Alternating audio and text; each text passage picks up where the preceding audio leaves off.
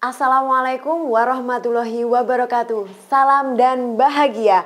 Halo, perkenalkan saya Yesi Perdanasari Suwardi, calon guru penggerak angkatan 11 dari Kabupaten Kediri, SMA Negeri 1 Puncu. Pada kesempatan ini saya akan menyampaikan aksi nyata 1.4 mengenai budaya positif. Selamat menyaksikan. Assalamualaikum warahmatullahi wabarakatuh. Selamat pagi, salam sejahtera bagi kita semua. Alhamdulillahirrabbilalamin, wabihi nasta'in, wa ala umuri dunya watin, wa ala alihi wa sahbihi ajma'in, amma ba'du. Kepada yang terhormat Kepala SMA Negeri 1 Puncu, Bapak Sukamto SPD, yang saya hormati Bapak Ibu Guru, staf karyawan SMA Negeri 1 Puncu yang berbahagia.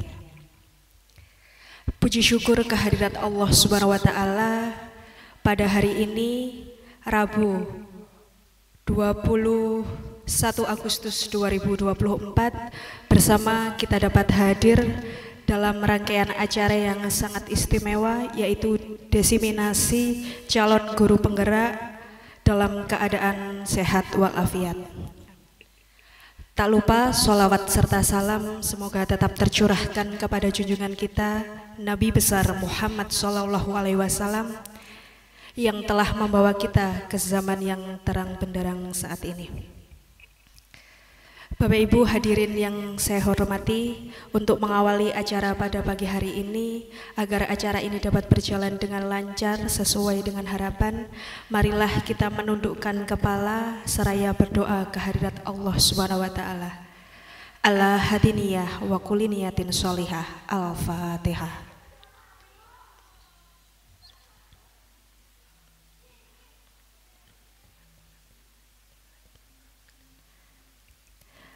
Amin. Bapak Ibu hadirin yang saya hormati, acara selanjutnya yaitu menyanyikan lagu Indonesia Raya. Kepada yang bertugas kami persilahkan. Hadirin dimohon berdiri.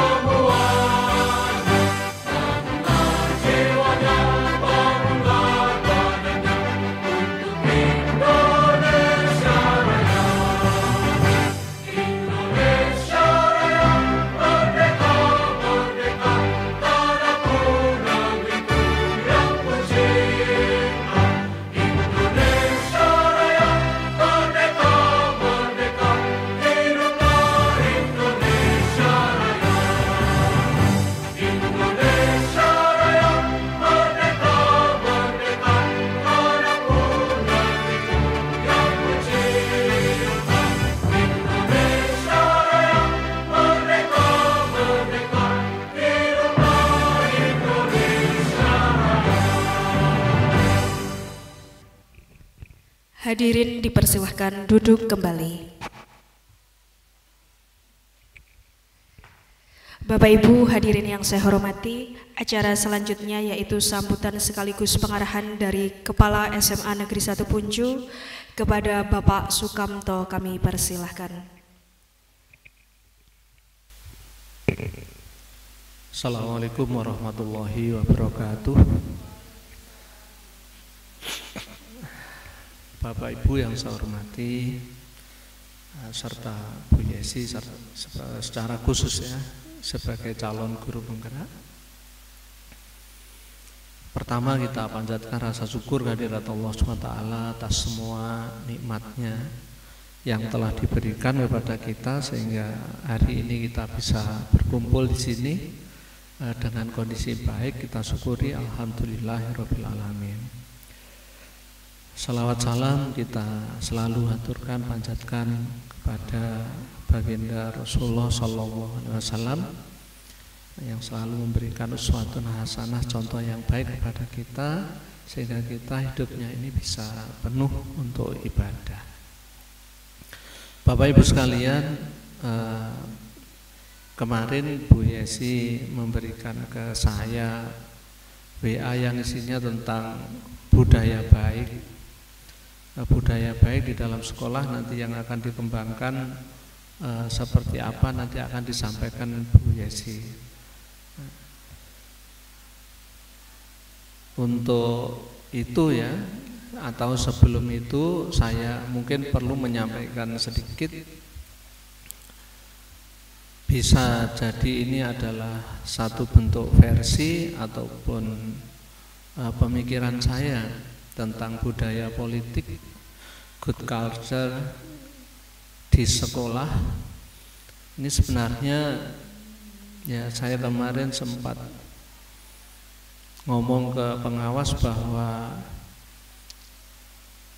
yang namanya kesempatan bertemu dengan Bapak Ibu guru itu terbatas. Saya itu ya untuk bisa menyampaikan yang semacam ini dalam arti kesempatan begini itu terbatas. Ini pun kan saya fungsinya hanya pembukaan. Namun demikian saya mau sedikit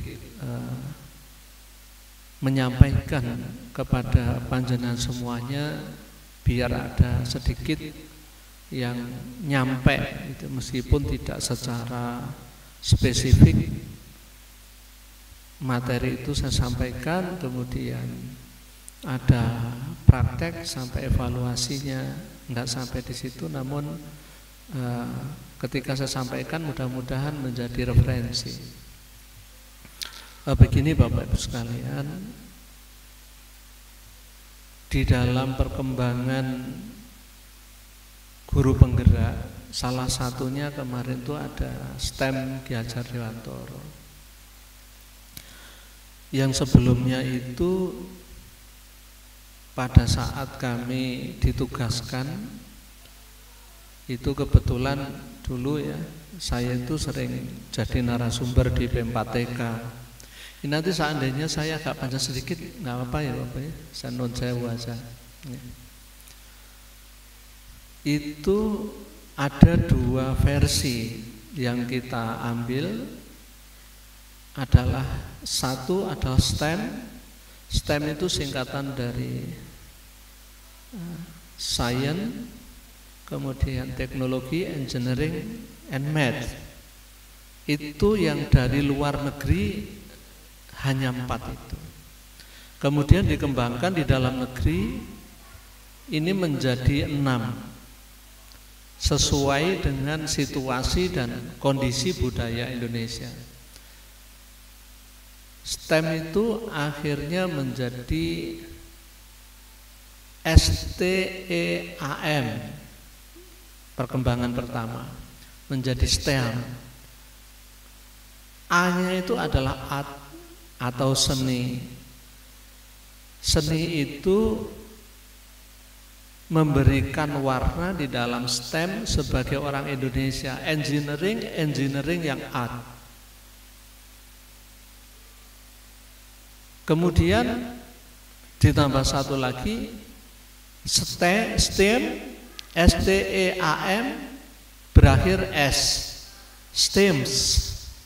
Yang terakhir itu adalah sosial. Jadi sudah cukup kita sebagai warga Indonesia membaca perilaku orang luar negeri yang individualis itu tidak cocok lagi dengan kita yang Indonesia ini, yang di situ ada yang namanya sosial. Jadi STEM menjadi STEMS, Science, teknologi, engineering, art, math, and social. Menjadi 6. Kompleksitas ini dikembangkan di P4TK itu secara teoritisnya, art itu seperti apa, sosial seperti apa. Kebetulan saya yang bagian sosial, yang dari Cina itu bagian STEM. Saya ditambah dengan pembelajaran HOT, Higher Order Thinking Skill. Nah, di situ kadang-kadang Bapak Ibu sekalian yang saya perlu sampaikan itu, ketika kita memahami kurikulum, komprehensif kita itu kadang kurang. Garis besar kurikulum seperti apa kurang. Sedangkan justru orang luar itu mengambil kata kuncinya saja. Dari seluruh pendahuluan kurikulum sampai terakhir kurikulum mereka explore, dibuka, kemudian dipilih, ada proses choosing di situ, diambil. Ternyata kurikulum Indonesia itu prosentase daripada bagian-bagian yang mereka ambil dari STEM itu, kenapa kok mereka sederhana? Iya, mata pelajarannya di luar negeri itu nggak banyak kayak kita, sedikit. Cuma bedanya Bapak Ibu, sekarang yang saya ambil bedanya, ini bukan untuk kemudian langsung ditiru 100%, karena kita sistemnya kan ATM, diambil, tiru, dan modifikasi. Cuma ambilnya itu yang kadang-kadang kita tidak penuh. Mereka cukup 4 STEM, tetapi pada proses pelaksanaannya, konsistensinya, saya berikan contoh konsistensinya di dalam pembelajaran yang STEM tadi. Misalnya seorang guru matematika mengajar punya satu tujuan utuh dari awal sampai akhir tahun. Itu kita sudah biasa membagi menjadi prota, promes. Ambil saja katakanlah promes, 1 semester. 1 semester ini mereka itu punya titik awal sampai titik akhir. Selama 1 semester ini, meskipun kalau ukuran kita itu ya pating selampir gitu ya, mereka hari ini apa yang nun sewu seperti ini ya, ini contoh pembelajaran hari ini, dicatat hari pertama sesuai dengan RPP-nya, hari pertama ini sampai ditulis di sini 1. Hari pertama saya nyampaikan di kelas ini yang saya sampaikan ketercapaian yang pertama. Sampai 2 hari kedua atau minggu kedua, ketiga, keempat dan sebagainya, ketika saya berkesempatan masuk kepada kelas mereka, di hari itu saya bisa melihat urutan mereka menyampaikan dari awal sampai hari terakhir saat itu. Itu terekam di dalam sampiran-sampiran pembelajaran mereka. Apa yang dilakukan, apa kekurangannya itu dievaluasi per minggu. 1 minggu sekali mereka itu kumpul, karena satu kelas ada yang diajar 1 orang, ada yang diajar 2 orang sesuai bantuannya itu. Kemudian dievaluasi di akhir pekan, direfleksi. Ketika saya melakukan pembelajaran ini, siswa saya mana yang sudah cukup menguasai, mana yang belum, kekurangannya ada di mana, di situ direfleksi oleh gurunya untuk diambil tindakan pada minggu berikutnya. Nah, itu yang dilakukan budaya baik di dalam pembelajaran yang saya lihat prakteknya mereka seperti apa. Kemudian Bapak Ibu sekalian, ya saya pun menyadari bahwa apa yang terjadi di sana sekali lagi bukan kita ambil untuk tiru sepenuhnya, tidak disesuaikan. Bahkan pembelajaran yang dilakukan oleh seorang profesor sekalipun, karena di sana saya bukan hanya ke sekolah tetapi di kampus juga. Nah, itu sangat berbeda dengan kita. Profesor yang secara akademis tertinggi di situ, usianya juga sudah cukup senior, mempersiapkan pembelajaran itu benar-benar hari ini tujuannya apa, kemudian hasil akhirnya seperti apa. Ruangan itu disetting sampai kepada alat peraga yang disiapkan per kelompok. Oh, hari ini saya akan membagi 4 kelompok. Satu kelompok ya, misalnya kebetulan saya berikan contoh di bidang geografi. Mereka sangat memahami kondisi Indonesia, bahwa Indonesia ini ada di garis bencananya gunung ring fire daripada gunung api itu. Berarti Indonesia ini negara yang rawan bencana. Maka mereka mencoba mensimulasi, profesor ini ada yang bagian recovery dari reklamasi, ada yang bagian pada saat bencana seperti apa, ada yang mengantisipasi seperti apa. Ini disiapkan betul menjadi kelompok-kelompok.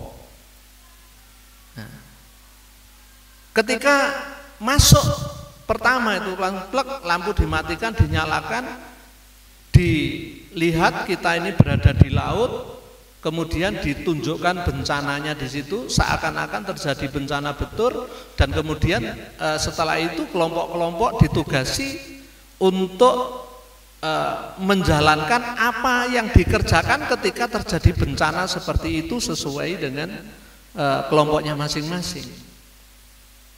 Sehingga pada akhir pembelajaran itu didapat bahwa ada satu kerjasama, ya, penyelesaian persoalan-persoalan ketika ada bencana.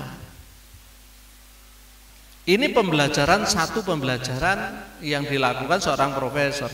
Dan ketika umumnya di Indonesia itu profesor itu punya asisten, jangankan profesor ya, dosen aja punya asisten. Di situ enggak profesor. Saya bantu angkat aja enggak boleh. Ngangkat barang-barangnya, padahal barangnya banyak, berupa karton, berupa alat mainan dan sebagainya banyak sekali. Enggak mau saya bantu. Katakannya this is my job. Ini adalah pekerjaan saya. Mereka enggak mau dibantu. Kondisinya seperti itu, budayanya mereka. Apakah itu baik? Nah, kalau kita baik ya kita ambil ya, ambil. Kalau misalnya itu tidak baik, terlalu sombong dan sebagainya, ya monggo. Itu kan bukan nilai kita ya. Kemudian Bapak Ibu sekalian, dari yang saya sampaikan itu sebenarnya saya mau ambil nilai cuma begini toh. Kenapa yang STEM saja bisa meminterkan anak? Hanya 4 saja. Sedangkan kita yang kembangkan di samping STEM itu juga ada art, ada sosialnya, justru lebih lengkap, lebih komplit, tetapi hasilnya enggak maksimal. Nah, ini tentunya PR kita, menjadi PR kita. Ya, kadang-kadang secara konvensional alasan kita itu seringkali karena kesempatan dan karena dana, itu yang seringkali muncul, dan saya menyadari itu. Karena mempersiapkan pembelajaran dengan semacam itu memang kita butuh waktu, menyempatkan diri untuk merancang pembelajaran optimal ya, kemudian sampai nanti membuat prototipe dari apa yang kita belajarkan itu. Anak-anak, tujuanmu itu seperti ini hari ini ya, sampai kamu bisa membuat ini seperti ini, sesuai prototipenya, tentu sesuai dengan pelajarannya masing-masing. Kalau pelajaran seni barangkali prototipenya ya dari anak-anak yang bisa menari misalnya, seperti itu. Kalau dari matematika, dari alat peraganya, anak-anak membuat apa, kita berikan contoh prototipe kecil, anak-anak bikin lebih besar. atau prototipe di dalam memberikan contoh aplikasi di masyarakat atau di sosial. Itu kita kembangkan di sekolah, nanti di masyarakatnya seperti apa. Nah, itu yang ada di dalam sekolah ya.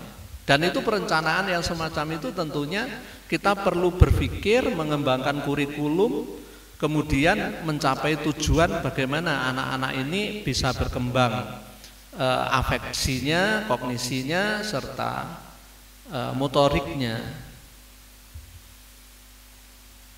Ini Bapak Ibu sekalian,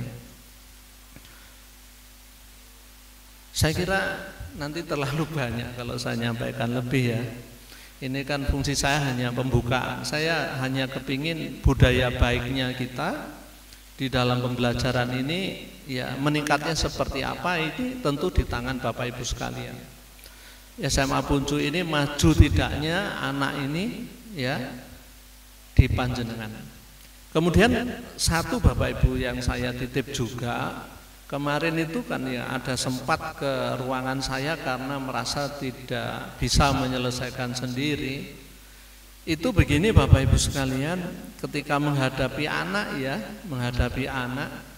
ini kita diharapkan tidak sampai emosional.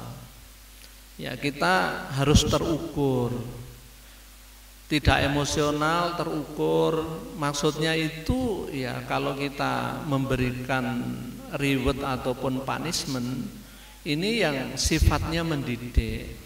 Sifat mendidik itu seperti apa? Contoh, kalau guru olahraga nyuruh push up, ya kira-kira anak sehat, jangan sampai anak lempoh, itu namanya tidak mendidik. Kemudian memberikan saking emosinya, kemudian sampai ngomong yang tidak baik, lah itu sudah tidak terukur lagi. Memberikan, ayo kamu berdiri hormat bendera di panasan sana. Kekuatan anak diukur. Kalau misalnya hanya panas betul, ini berarti 10 menit aja sudah panas sekali. Ya jangan sampai anak pingsan. Itu namanya terukur. Saya kira itu Bapak Ibu, mohon maaf kalau terlalu panjang saya membukanya. Mudah-mudahan nanti yang disampaikan oleh Bu Yesi bermanfaat untuk kita semua. Ya, kita ambil ilmunya husnudon, karena ilmu itu tidak ada yang tidak bermanfaat. Nabi Sulaiman itu kalau disuruh milih, kamu pilih ilmu atau kerajaan? Jawabnya ilmu itu. Nah, ternyata dengan memilih ilmu, ya karena namanya Nabi punya pengetahuan yang cukup, diberi ilmu akhirnya kerajaan dapat, ilmunya sudah dapat, kerajaannya juga dapat, bahkan bisa memboyong Ratu Bilqis, ratu-ratunya kena semua karena ilmunya. Ya begitu saja Bapak Ibu, mohon maaf dan saya akhiri. Maaf lupa. Bismillahirrahmanirrahim. Diseminasi dari budaya baik guru penggerak, calon guru penggerak dari Bu Yesi saya nyatakan dibuka. Bismillahirrahmanirrahim. Mohon maaf. Assalamualaikum warahmatullahi wabarakatuh.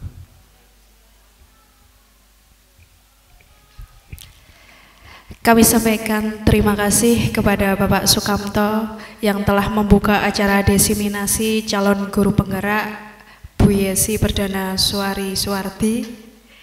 Bapak Ibu hadirin yang saya hormati, sepertinya kita sudah menanti-nanti ilmu apa yang akan diberikan Bu Yesi terkait budaya positif. Untuk itu langsung saja ke inti. Waktu dan tempat saya persilahkan kepada Bu Yesi untuk menyampaikan budaya positif dari hasil calon guru penggerak. Kepada beliau kami persilahkan. Ya, Bapak Ibu, karena sudah selesai tugas saya, selanjutnya di Bu Yesi ya, saya mohon pamit ke sana. Selamat belajar. Assalamualaikum warahmatullahi wabarakatuh.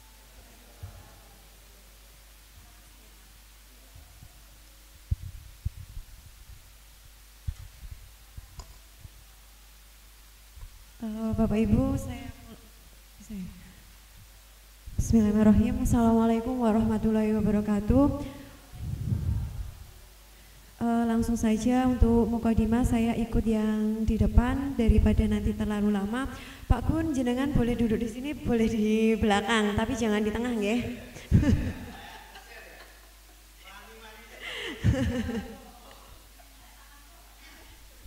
Baik, sebelumnya saya ucapkan terima kasih kepada Bapak Ibu yang telah rawuh di sini yang sudah menyediakan waktunya. Semoga sedikit apa yang saya sampaikan nanti bisa bermanfaat untuk panjenengan semua dan secara umum untuk anak didik kita. Seperti yang sudah disampaikan oleh Bapak Kepala Sekolah tadi, bahwasannya puncak dari kesuksesan anak itu tergantung di panjenengan semua, di kita semua ini. Nah, oleh karena itu kolaborasi yang baik itu nanti akan memunculkan sebuah prestasi dan anak-anak generasi abad 21 ini yang membanggakan begitu. Sebelum saya mulai, daripada nanti tegang kita bermain dulu Bapak Ibu. Ya, monggo boleh berdiri dulu semuanya. Mohon izin saya di depan nggih. Terima kasih Pak Bambang sudah dandan dengan cakap ini tadi. Rodok kaget ya. Bapak Ibu, nanti kalau ada kata kuncinya adalah guru berkata. Ya, kalau ada kata guru berkata, panjenengan silahkan mengikuti instruksinya. Guru berkata silahkan berdiri dengan tegap. Guru berkata silahkan angkat tangannya. Guru berkata silahkan turunkan tangannya. Silahkan duduk kembali. Guru berkata silahkan angkat tangan kanan. Turunkan. Guru berkata silahkan turunkan. Guru berkata silahkan angkat tangan kirinya. Guru berkata silahkan turunkan tangannya. Guru berkata silahkan tepuk tangan. Terima kasih, silahkan duduk kembali Bapak Ibu. Guru berkata silahkan duduk lagi. Passwordnya sudah selesai, kita mulai dulu. Baik, di sini nanti kita bagaimana menciptakan budaya positif. Baik, sebelum kita mulai, apa yang membuat Bapak Ibu hari ini bahagia? Monggo sinten? Bu Nova?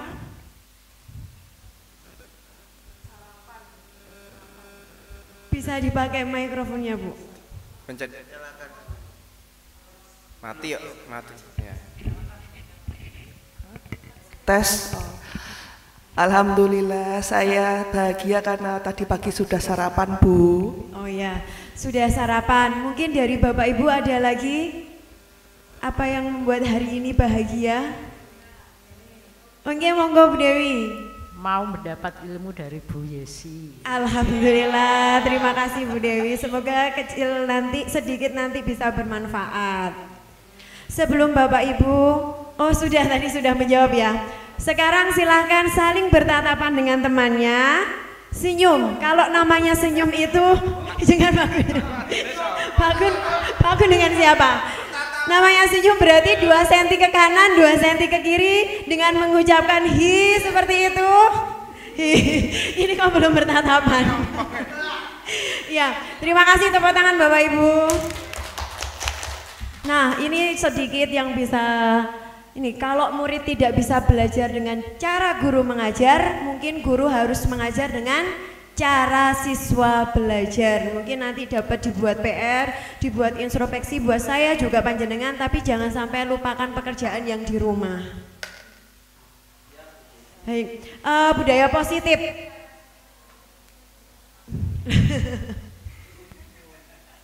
Berarti nanti sering budaya positif merupakan perwujudan dari nilai-nilai atau keyakinan universal yang diterapkan di sekolah. Budaya positif yang diterapkan di sekolah salah satu perwujudan dari visi guru yang sudah saya sampaikan kemarin mengenai visi guru yang mengandung nilai-nilai kebajikan sesuai dengan tujuan pendidikan nasional yang dijabarkan dalam profil pelajar Pancasila. Nah, hari ini nanti kita akan membahas ada disiplin positif dan nilai kebajikan universal Apa itu disiplin? Disiplin saja sudah baik, apalagi disiplin positif. Kemudian ada motivasi, hukuman dan penghargaan, restitusi. Ada keyakinan kelas, kebutuhan dasar manusia, 5 posisi kontrol dan segitiga restitusi. Apa yang terlintas di benak Bapak Ibu ketika ada kata disiplin positif? Apa disiplin positif? Yang terlintas sedikit saja mengenai disiplin positif. Mematuhi peraturan. Mematuhi peraturan, berarti mengenai aturan yang ada di sekolah. Ada lagi Bapak Ibu? Disiplin tanpa diperintah. Disiplin tanpa diperintah. Terima kasih Bu Erin. Baik, berarti tadi ada disiplin tanpa diperintah dan lain sebagainya. Nanti kita bahas. Sebelumnya kita benahi dulu tentang konsep teori kontrol. Bagaimana kita mengontrol anak. Ini ada ilustrasi bahwa guru itu mengontrol murid. Berarti guru itu berhak mengatur murid.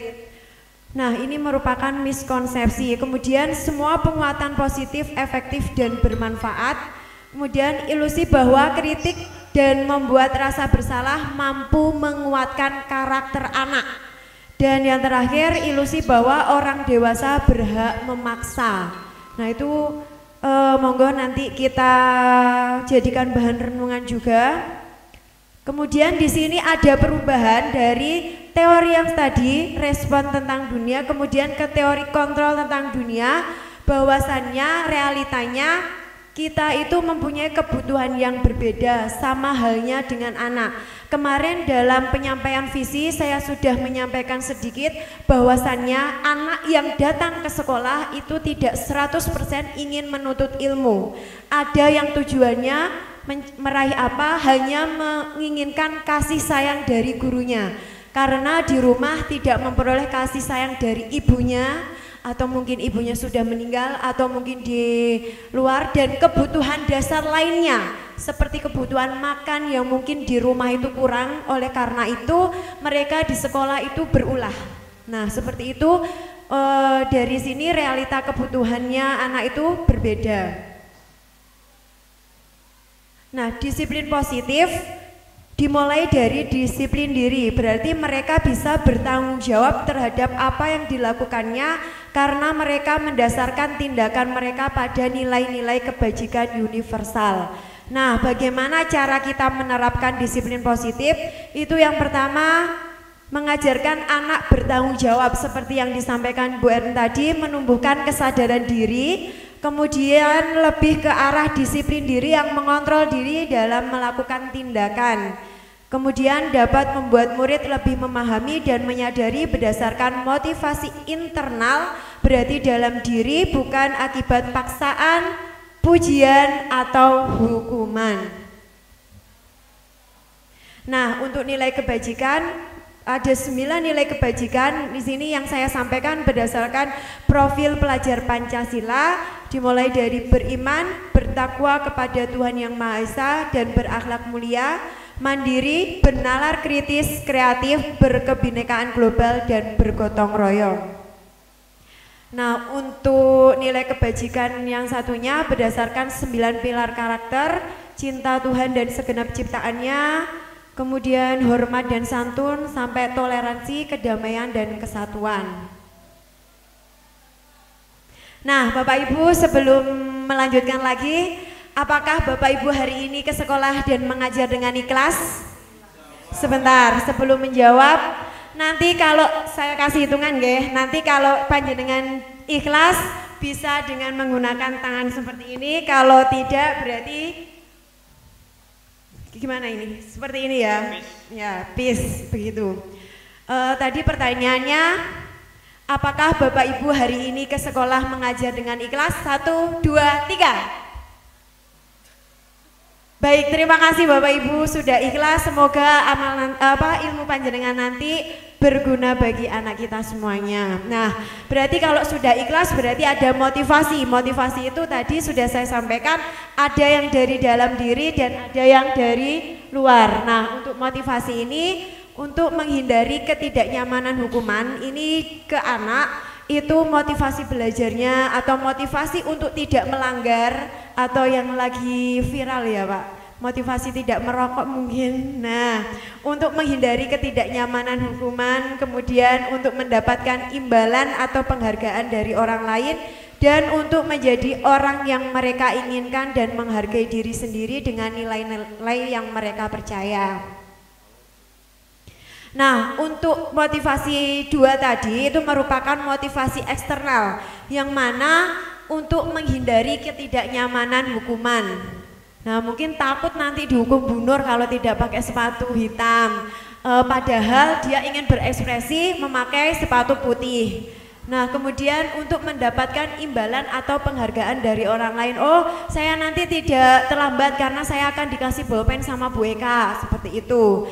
Nah, ketika Bu Eka nanti tidak membawa bolpen, akhirnya siswanya terlambat. Ketika Bu Nur tidak masuk, berarti mereka memakai sepatu hitam, sepatu putih, seperti itu. Itu motivasi eksternal. Kemudian kalau internal itu datang dari dirinya untuk menjadi orang yang mereka inginkan dan menghargai diri sendiri dengan nilai-nilai yang mereka percaya. Seperti yang dicontohkan di sini tadi, Bapak Ibu guru sudah ikhlas dari dalam diri sendiri untuk mengajar di kelas.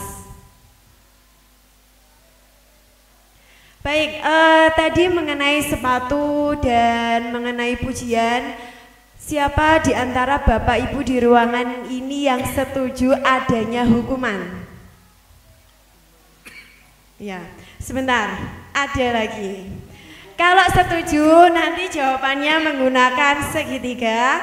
Kalau tidak setuju panjenengan mengepal tangannya. Baik.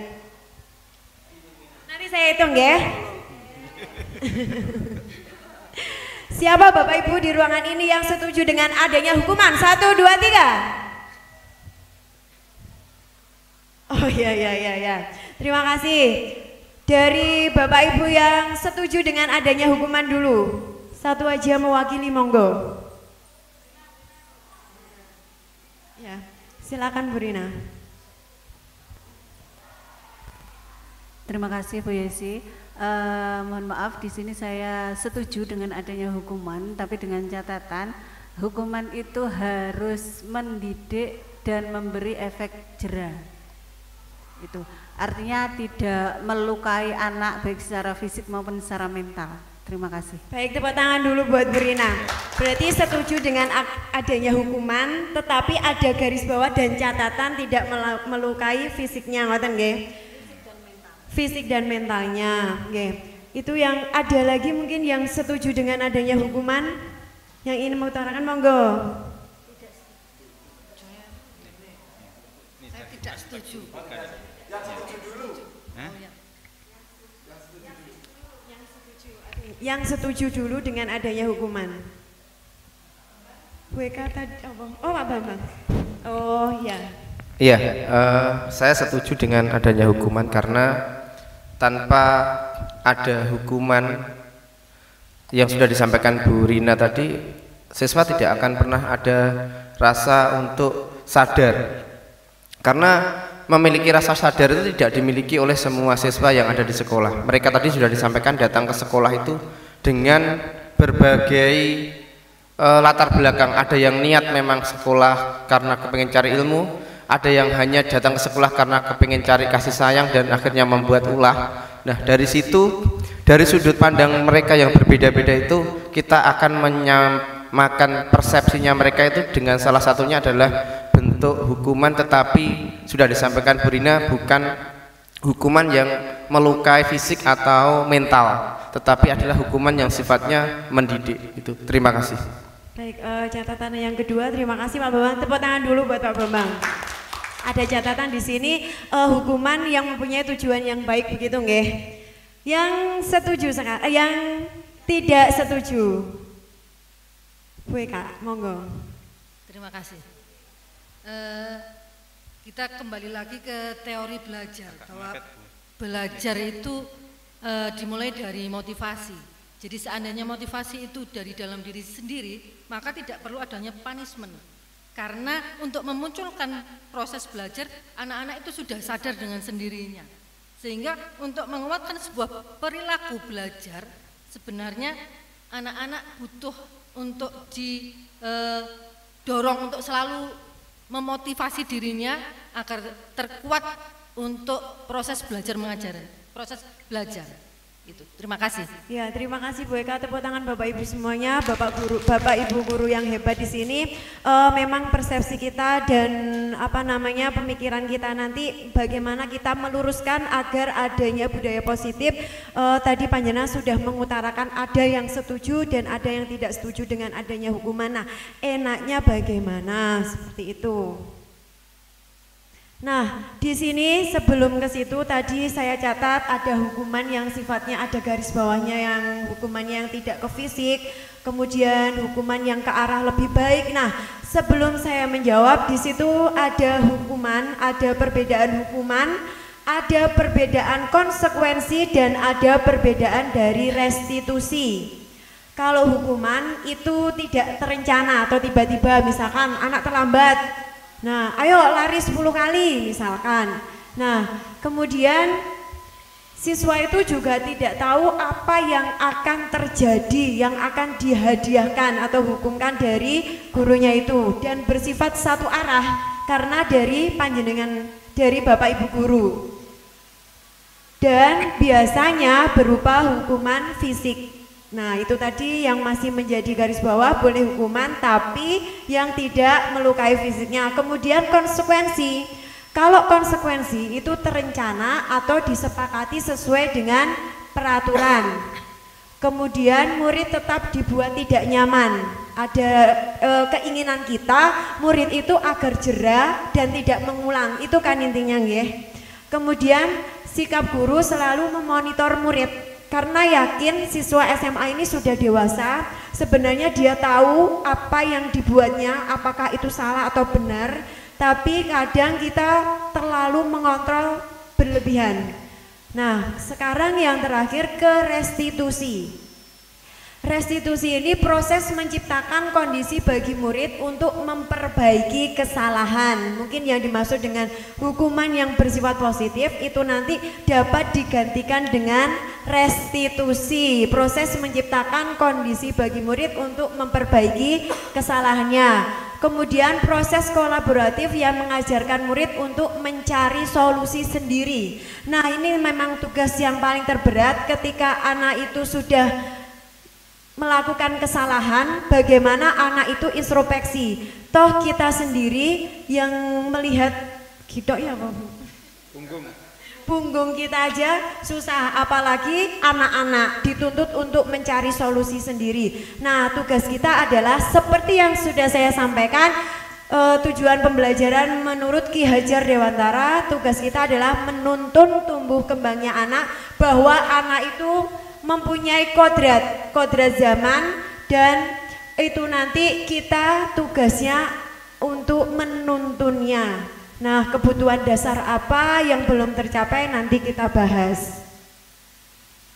Nah, ini bedanya hukuman, konsekuensi, dan restitusi. Kalau hukuman, murid atau anak belajar menyembunyikan kesalahan, otomatis anak itu akan sering berbohong. Kasus kemarin sudah ya siang, ada anak yang berbohong karena membawa HP. Kemarin kasus yang terakhir ya 11 itu. Nah, ketika konsekuensinya murid atau anak belajar taat peraturan agar konsekuensi agar tidak memperoleh hukuman. Kalau ada hukuman secara terus-menerus, anak itu nanti akan berusaha tidak jujur karena tetap ingin melakukan apa yang dia inginkan tapi tidak sesuai dengan peraturan. Otomatis ketika dia melanggar, dia nanti akan berbohong. Kalau restitusi, bagaimana murid atau anak belajar memecahkan masalah. Baik, saya pending dulu bagaimana nanti memecahkan masalah di sini. Di sini masih ada banyak sekali bagaimana perbedaan antara hukuman, konsekuensi, dan restitusi. Untuk dalam tahap disiplin, mendisiplinkan anak itu masuk dalam konsekuensi, dan yang terpenting ada di restitusi. Bagaimana kita memecahkan saya tekankan lagi bagaimana kita menuntun anak, bahwasannya anak itu sudah mempunyai kodratnya masing-masing, kodrat alam dan kodrat zaman. Nah, untuk restitusi sendiri, proses menciptakan kondisi bagi murid untuk memperbaiki kesalahan mereka, sehingga mereka bisa kembali pada kelompok mereka dengan karakter yang lebih kuat. Misalkan, kita ambil contoh, boleh nggih? Boleh sebut merek nggih? Misalkan Iqbal, karena Iqbal sudah, sebenarnya Iqbal itu baik. Sebenarnya Iqbal itu dan banyak lagi sebenarnya Iqbal itu. Nah, bagaimana intinya kita itu mendukung Iqbal untuk diterima di teman-temannya lagi. Karena saya yakin Iqbal itu di teman-temannya yang perempuan itu ya, saya yakin tidak diterima lagi. Nah, bagaimana Iqbal memecahkan itu kita yang mendampingi. Kemudian restitusi juga adalah proses kolaboratif yang mengajarkan murid untuk mencari solusi untuk masalah dan membantu murid berpikir tentang orang seperti apa yang mereka inginkan. Nah, mereka itu sebenarnya dia itu berbuat kesalahan, dia itu sebenarnya pengen seperti apa dan bagaimana mereka harus memperlakukan orang lain. Nah, sebenarnya dalam mencari jati diri ada anak itu yang menggok ngiri dan ada yang menggok nganan. Nah, bagaimana kita sebagai guru itu menuntunnya. Nah, kalau tadi sudah ada perbedaan antara hukuman, konsekuensi, dan restitusi, monggo Bapak Ibu kita diskusikan. Ini ada kasus satu, ada anak kehilangan 10 menit jam istirahat untuk mengerjakan tugas karena terlambat datang dan tertinggal pelajaran selama 10 menit. Apakah ini masuk hukuman, konsekuensi, atau restitusi? Kehilangan 10 menit jam istirahat untuk mengerjakan tugas. Konsekuensi, baik. Terima kasih, tepuk tangan dulu Bapak Ibu. Piring cantik. Nanti ada di Pak Bambang dan Pak Gul. Selanjutnya, lari mengelilingi lapangan basket 2 kali karena terlambat hadir di sekolah. Hukuman? Kita coba lihat. Baik. Lanjutnya, duduk di bangku di pinggir lapangan pada jam istirahat, tidak diizinkan bermain oleh guru piket karena mencederai teman saat bermain di lapangan. Hukuman atau konsekuensi? Duduk di bangku di pinggir lapangan pada jam istirahat, tidak diizinkan bermain oleh guru piket karena mencederai. Kita lihat konsekuensi Bapak Ibu. Kemudian lari mengelilingi lapangan basket 2 kali karena terlambat 10 menit untuk pelajaran PJOK. Konsekuensi, karena apa? Karena olahraga. Nah, dari sini adanya restitusi, adanya kenapa toh anak-anak itu dihukum Bapak Ibu? Melakukan kesalahan. Nah, indikator dari kesalahannya itu apa? Adanya peraturan. Nah, coba kalau di sini saya ada yang namanya keyakinan kelas atau kesepakatan kelas. Kenapa yang saya sampaikan nanti, kenapa keyakinan kelas bukan peraturan kelas?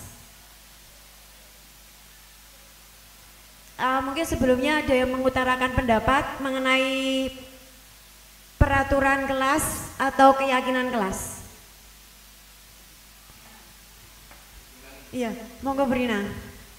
Mungkin gini Bu, kalau keyakinan kelas itu 2 arah, artinya kita ada kesepakatan yang kita buat dengan anak-anak. Jadi kita dan anak-anak membuat satu kesepakatan yang akhirnya menjadi sebuah keyakinan kelas.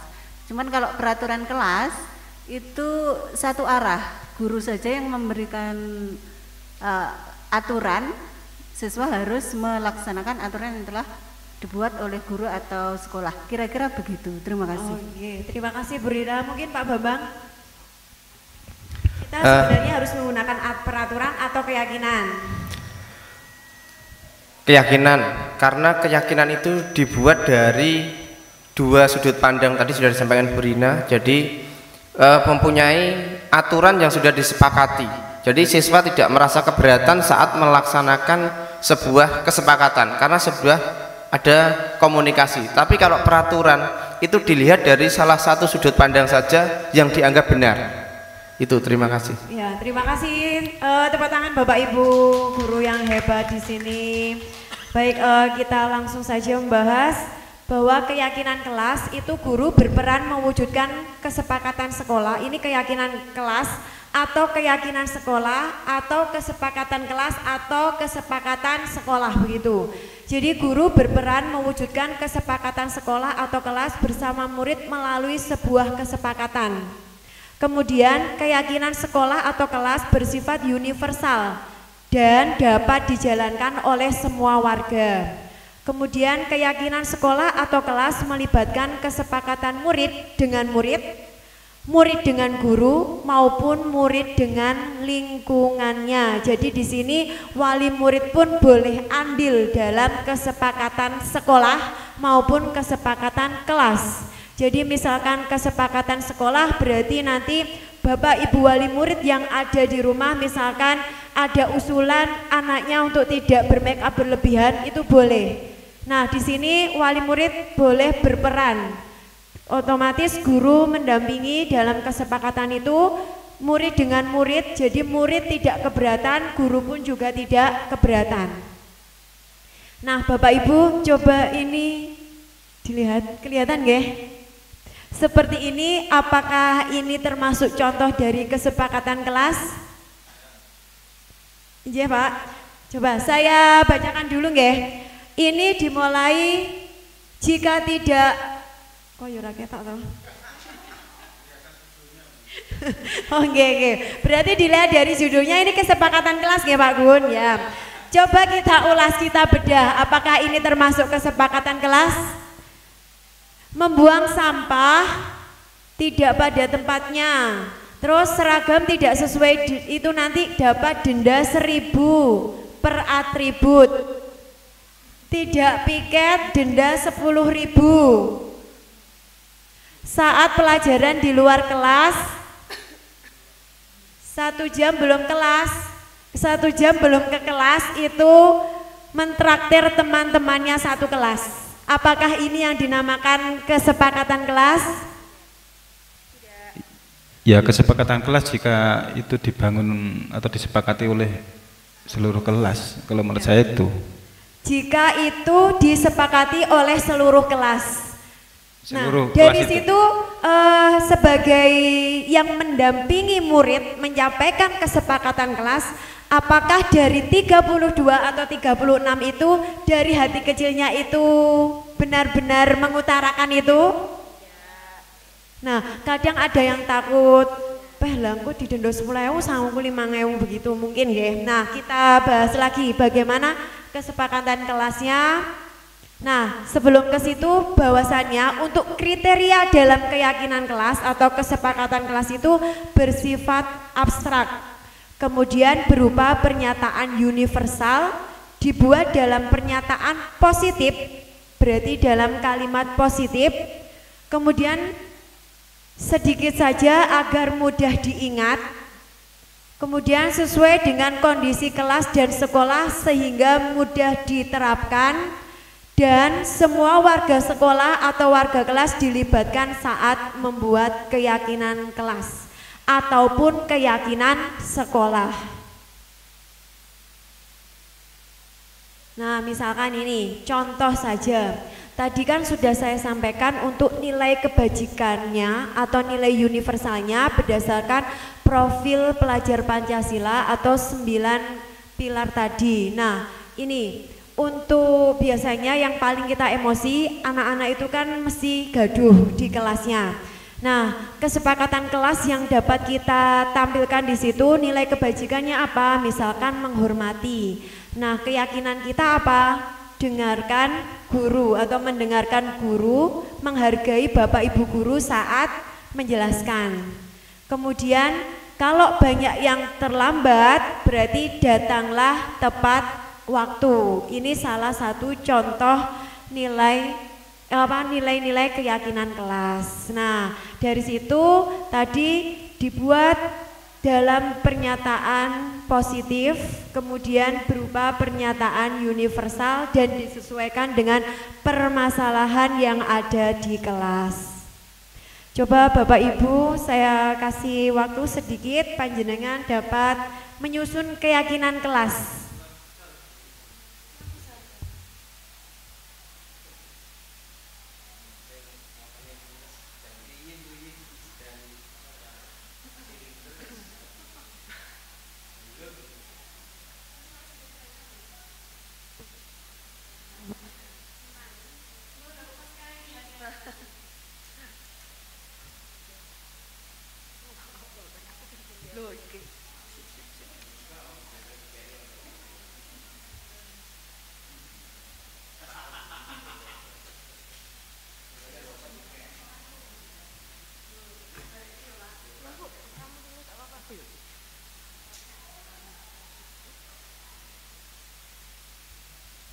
Kalau ada peraturan dilarang membuang sampah sembarangan, kemudian kalimat positifnya bagaimana, kemudian nilai kebajikannya apa, dan keyakinan kelasnya bagaimana.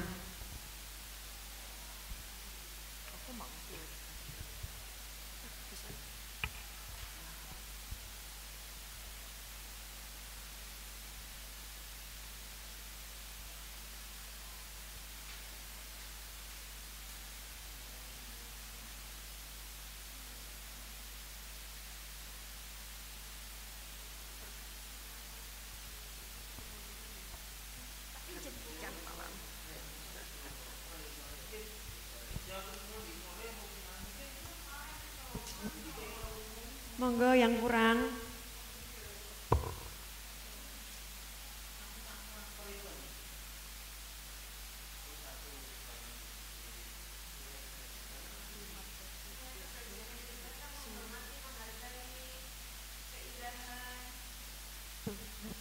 Keyakinan kasih apa nih?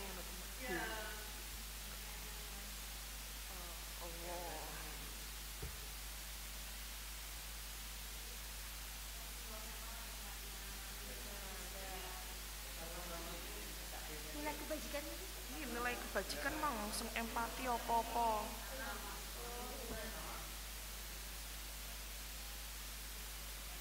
Empati, suara hati, kontrol diri, rasa hormat, kebaikan, toleransi. Tiga-tiganya itu Bu. Oh, beda-beda gak apa-apa. Ambil salah satu saja aja. Semuanya hilang. Oh.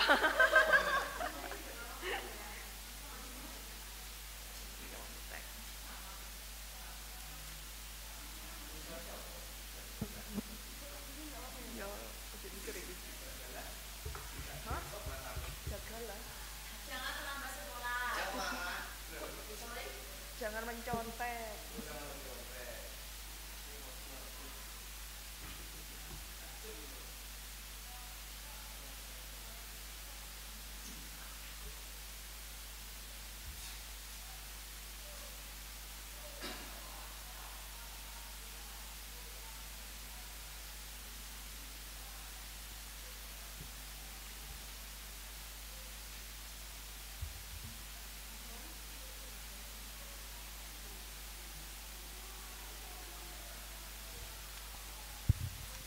Sampun Bapak Ibu,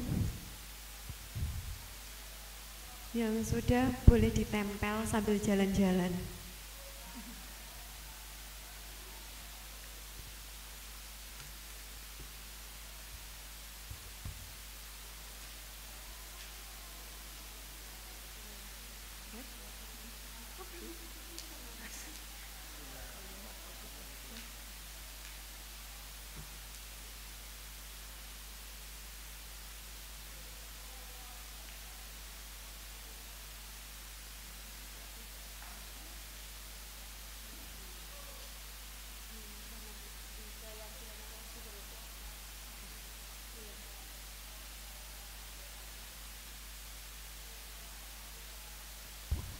Monggo Bu Rina ditempel Bu Rina.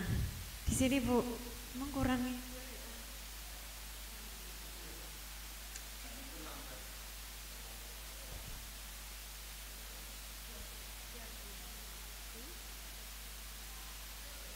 Terima kasih Bu Rina.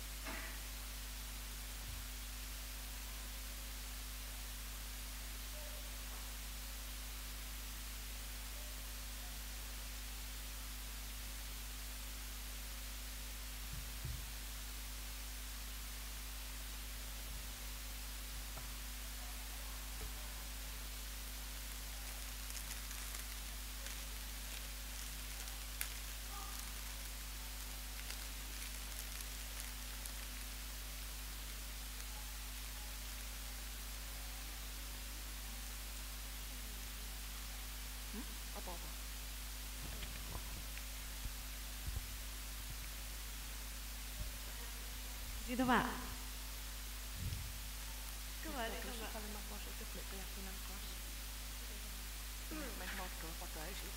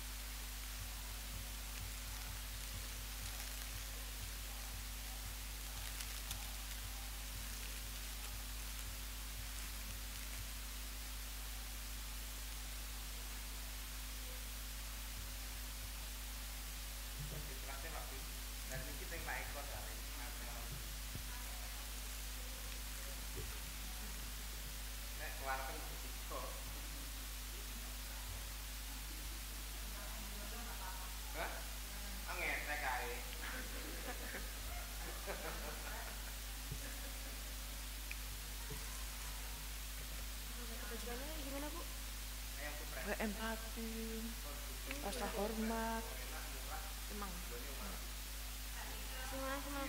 hati, suara hati. Aku nyontoh itu sih sama siapa.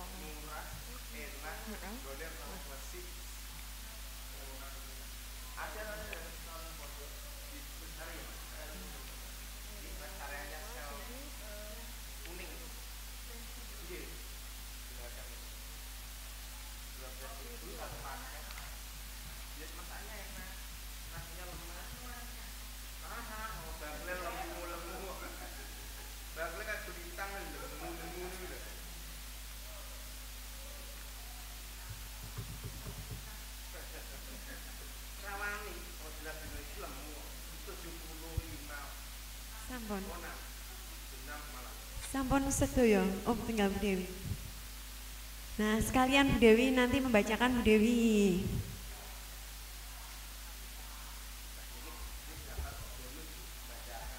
Mangke tak WA Pak Slamet riyen.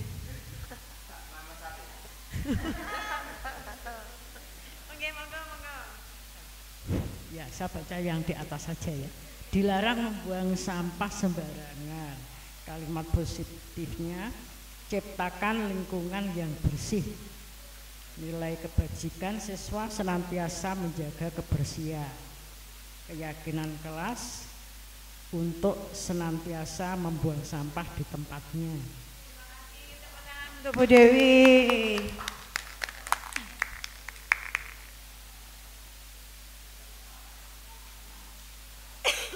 Wes rodok kadaluwarsa kira-kira kertas ini kan. Nah, Bapak Ibu itu tadi sudah praktek membuat keyakinan kelas. Ada 3 contoh permasalahan. Di sini dilarang membuang sampah sembarangan. Kemudian jangan mencontek, jangan terlambat sekolah. Misalkan ini jangan terlambat sekolah, berarti kalimat positifnya apa? Datang tepat waktu. Nilai kebajikannya menghargai waktu, disiplin, begitu nggih. Untuk keyakinan kelasnya, dengan datang ke sekolah tepat waktu berarti kita sudah menghargai diri kita sendiri, seperti itu. Nah, kemudian jangan mencontek, kalimat positifnya jujur, secara mandiri. Kerjakan sesuai dengan kemampuan. Kerjakan sesuai dengan kemampuan. Nilai kebajikannya jujur. Keyakinan kelasnya jangan mencontek. Keyakinan kelasnya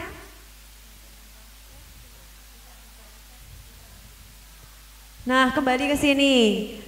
Tadi ada dibuat dengan pernyataan positif. Kerjakan secara mandiri. Tunjukkan kemampuanmu. Jujur pada diri sendiri, begitu nggih. Baik. Sekarang setelah adanya keyakinan kelas, sudah adanya hukuman, ada kebutuhan dasar manusia. Sebelum ke situ, Bapak Ibu masih bersemangat? Saya kasih permainan dulu. Masih bersemangat, harus bersemangat. Hidup itu harus bahagia, begitu. Permainannya apa ini enaknya Bapak Ibu? Ya nanti dalam bentuk gambar WA nggih. Gini, nanti permainannya sambung nama. Ketika nanti saya memanggil Pak Bambang, berarti Pak Bambang nanti menjawab dengan kata Pak Bambang dulu, kemudian Pak Bambang menyebut nama yang akan disambungkan ke siapa. Misalkan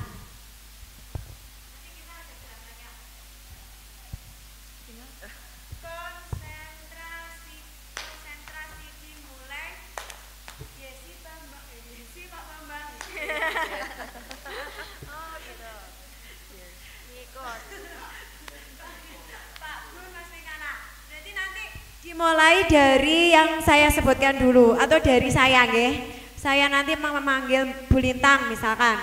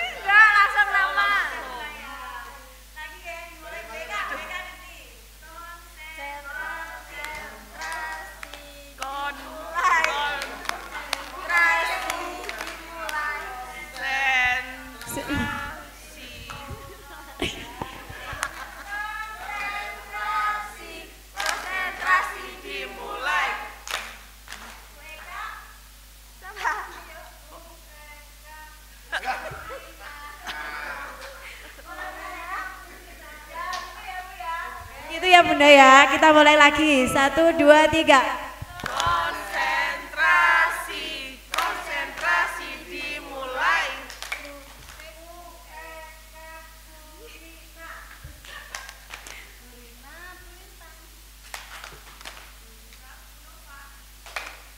Bu Nova, Bu Anggi.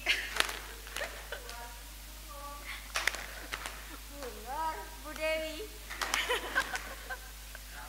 Bu Dewi. Pak Gun.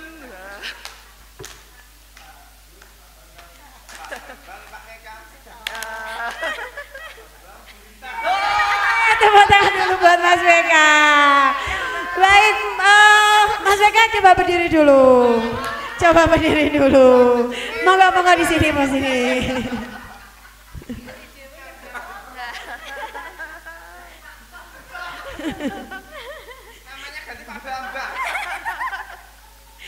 Mungkin salah satu inspirasi dalam hidupnya Mas Meka begitu. Ya, Mas Meka, Pak Meka apa kata-kata untuk hari ini? Syukuri semua yang dimiliki, insya Allah dengan kita syukuri insya Allah besok lebih baik lagi. Terima kasih, tepuk tangan. Baik, saya lanjutkan. Sebenarnya kenapa anak itu ada yang nakal, kenapa sebenarnya anak itu ada yang berulah, pada dasarnya anak itu baik tergantung kita sudut pandang yang bagaimana. Nah, kita mengenali dulu dari anak-anak yang memperoleh hukuman, kenapa toh Jonathan itu sering terlambat kalau hari Jumat, kenapa toh siapa? Yusuf. Ya, terus kenapa Iqbal itu sering tidak masuk sekolah? Nah, itu ada kebutuhan yang belum terpenuhi dari situ. Kenapa Bu Yesi sering terlambat ke sekolah? Nah, itu ada kebutuhan dasar yang belum terpenuhi, misalkan contohnya. Kebutuhan dasar manusia itu ada 5, bagaimana bertahan hidup, dari cara anak itu membawa makanan, kemudian sandang pangan dan papannya itu bagaimana, apakah sudah terpenuhi. Kadang anak yang suka merebut makanan temannya, itu berarti kadang di rumah tidak memperoleh makanan apa yang dia inginkan. Itu sebagai kebutuhan dasar dan bertahan hidup yang di lingkaran pertama. Kemudian kasih sayang dan rasa diterima. Misalkan Iqbal itu mencari perhatian terus ke Bu Lintang dulu waktu kelas 10, karena kita ulas lagi kebutuhan kasih sayangnya bagaimana, kemudian rasa diterima di masyarakatnya itu bagaimana, kemudian akan kebebasan juga begitu, kemudian kesenangan, bagaimana permasalahan yang dihadapi di rumah, dan kebutuhan penguasaan. Jadi 5 kebutuhan dasar ini yang harus kita ajukan dulu kepada anak-anak sebelum kita menghukumnya begitu. Nah, ini nanti langkah untuk mengajukan restitusi kepada anak. Nah, kemudian dari 5 kebutuhan itu tadi, bagaimana kita menuntun anak itu harus ada di posisi kelima ini. Jadi kita sebagai guru itu posisinya di mana? Apakah kita sebagai penghukum? Sebenarnya saya sendiri kalau sebagai penghukum itu juga ada rasa puas. Kemudian ada pembuat rasa bersalah, apalagi pembuat rasa bersalah. Kemudian sebagai teman, apakah kita sebagai teman bagi murid kita, atau sebagai pemantau, atau sebagai manajer. Nah, dari sini kita ulas dulu ke posisi kontrol kita.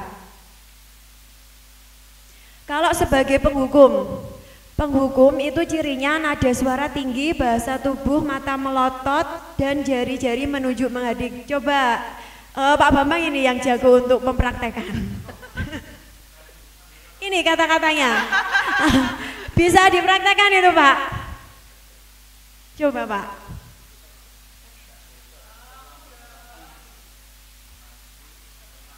Terlambat lagi, pasti terlambat lagi, selalu datang terlambat, kapan bisa dapat tepat waktu. Terlambat lagi, pasti terlambat lagi. Selalu datang terlambat, kapan bisa tepat waktu.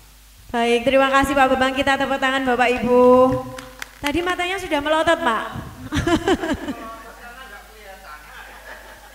Melototnya ke arah layar.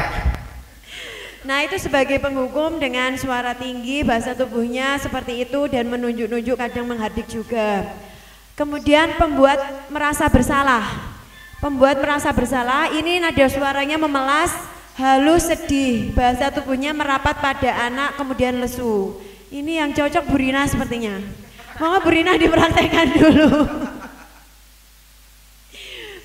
Adi, kamu ini bagaimana ya? Adi, kamu ini bagaimana ya? Kamu sudah berjanji dengan ibu tidak akan terlambat lagi. Kamu kenapa nggak senang sekali mengecewakan ibu? Ibu benar-benar kecewa sekali. Terima kasih, tepuk tangan Bu Rina.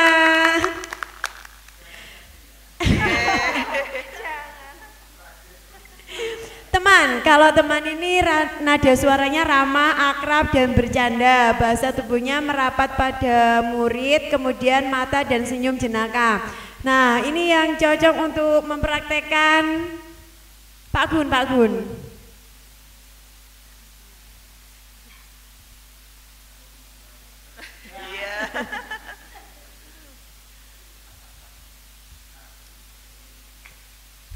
Adi, ayolah, bagaimana sih kamu? Kemarin kamu sudah janji ke bapak, bukan? Kenapa terlambat lagi? Kok terlambat terus toh kamu ini? Ya sudah, tidak apa-apa. Duduk dulu sana, nanti Pak Guru bantu kamu ini. Begitu. Jadi kita sebagai teman, ya tepuk tangan. Kadang kalau sebagai teman kita nanti takut untuk tidak dihargai begitu. Kemudian kalau pemantau ini nada suaranya datar, bahasa tubuh yang formal. Coba Bu Nova.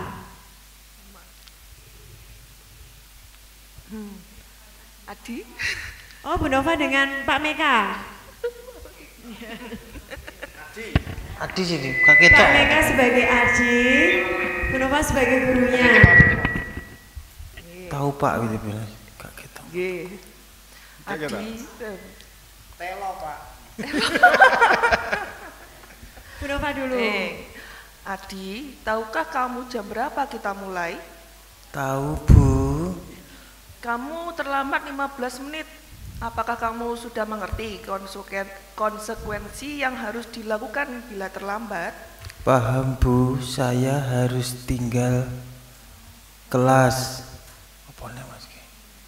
pada jam istirahat nanti dan mengerjakan tugas tertinggal saya. Iya, benar. Nanti pada saat jam istirahat kamu harus tinggal di kelas untuk menyelesaikan tugas yang tertinggal tadi. Saya tunggu. Baik, tepuk tangan. Itu sebagai pemantau. Kemudian yang terakhir sebagai manajer. Nada suara tulus, kemudian bahasa tubuh tidak kaku mendekat ke murid. Monggo bisa Bu Dewi nih gurunya. Nah, untuk adinya Pak Gun, monggo. Oh, Bu Lintang aja, Bu Lintang sebagai Ida ini. Oh, Ida. Ya. Ida. Oh ya. Ida. Ya. Ida, apakah kamu mengetahui jam berapa sekolah dimulai? Tahu Bu, jam 7. Ya, jadi kamu terlambat. Kira-kira bagaimana kamu akan memperbaiki masalah ini? Saya bisa menanyakan teman saya Bu untuk mengejar tugas yang tertinggal. Baik, itu bisa dilakukan. Apakah besok akan ada masalah untuk kamu agar bisa hadir tepat waktu ke sekolah? Tidak Bu, saya bisa hadir tepat waktu. Baik, saya hargai usahamu untuk memperbaiki diri. Ya, tepuk tangan. Terima kasih Ida dan Ibu Dewi. Selanjutnya dari 5 posisi kontrol ini mana yang menurut panjenengan bisa diterapkan dengan baik di kelas? Yang mana? Yang mana yang bisa diterapkan? Mengingat tugas kita adalah menuntun anak dalam tumbuh kembangnya, anak sudah mempunyai kodratnya. Yang posisi yang mana yang bisa kita terapkan? Ya, kita nanti bisa menerapkan sebagai manajer, mencoba bersabar menghadapi anak-anak, bahwasannya guru itu berbuat sesuatu bersama dengan murid, mempersilahkan murid mempertanggungjawabkan perilakunya, Jadi kalau murid itu salah, memang boleh salah, boleh nakal, boleh. Tapi bagaimana kita menuntun anak itu untuk mempertanggungjawabkan perilakunya. Kemudian mendukung murid agar dapat menemukan solusi atas permasalahannya sendiri. Kemudian posisi restitusi juga dapat menjadikan murid kita seorang manajer bagi dirinya sendiri. Di manajer murid diajak untuk menganalisis kebutuhan dirinya maupun kebutuhan orang lain. Nah, ini ada kasus Pak Lukman tetap bersikeras pada peraturan yang berlaku dan mengatakan, ya sudah, kamu sudah melanggar peraturan sekolah, kamu salah, sudah terlambat, salah pula warna sepatunya. Nah, ini berarti posisinya Pak Lukman sebagai apa? Apakah sebagai penghukum, apakah sebagai pembuat rasa bersalah, apakah sebagai teman atau manajer, atau yang satunya tadi pemantau? Pembuat rasa bersalah. Coba, apakah Pak Lukman ini pembuat rasa bersalah? Deng deng deng. Penghukum. Di sini dijelaskan nih ya Pak, tetap bersikeras pada peraturan yang berlaku dan mengatakan ya sudah melanggar peraturan sekolah. Kemudian, ayo Fajar, makanya jangan tidur-tiduran. Lain kali perhatikan, gimana kamu Fajar, kamu tidak kasihan sama ibu. Ibu sudah capek-capek mengajarkan kamu, tidak kasihan sama ibu. Berarti apa Bang? Coba kita lihat, tepuk tangan pembuat rasa bersalah. Ayolah kamu lakukan demi Bapak ya.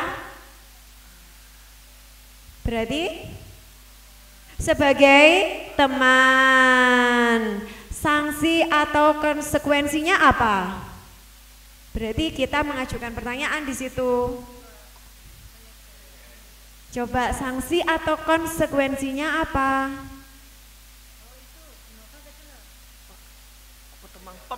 Pemantau, ya. Jadi ditanya dulu sanksi atau konsekuensinya apa.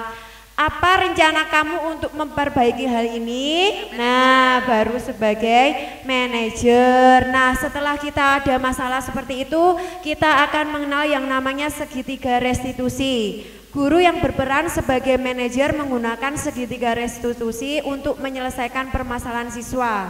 Penyelesaian masalah ini melalui 3 tahapan. Yang pertama, menstabilkan identitas murid.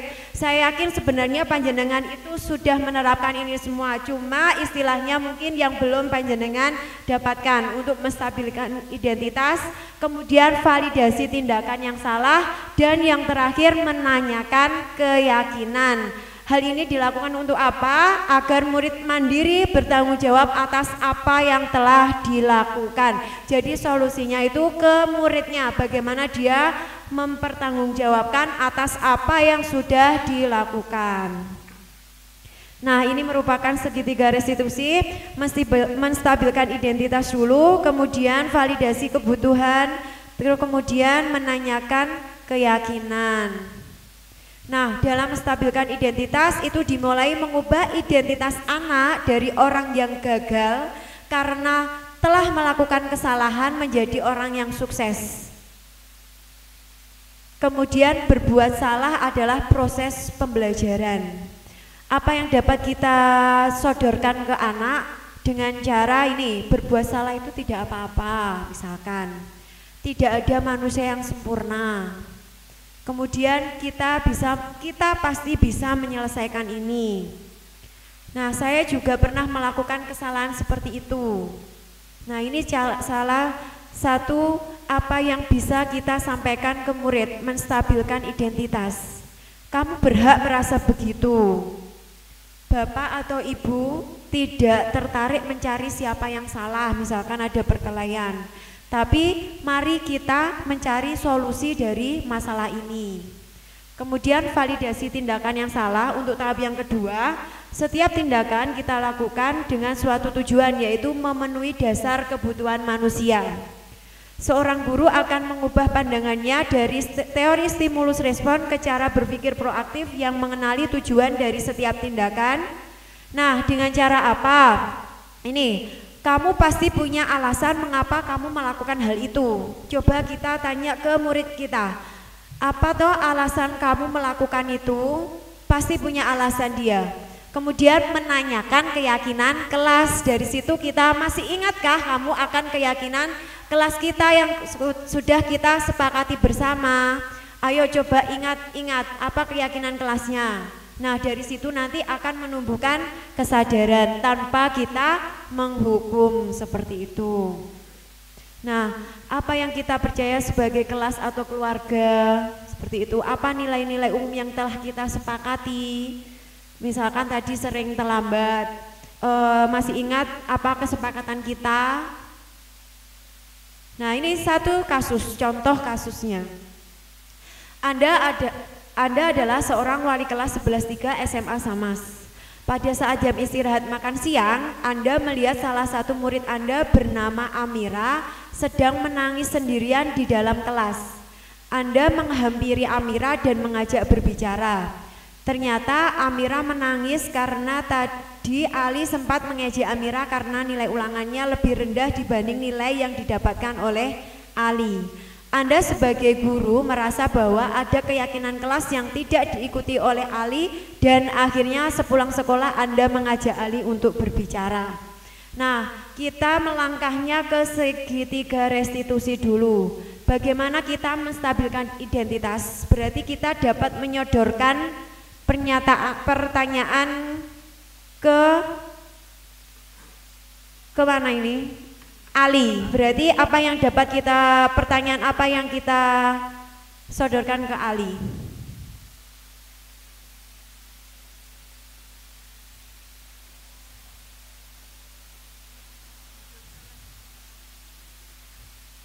Mengejek Amira itu tidak masalah Ali.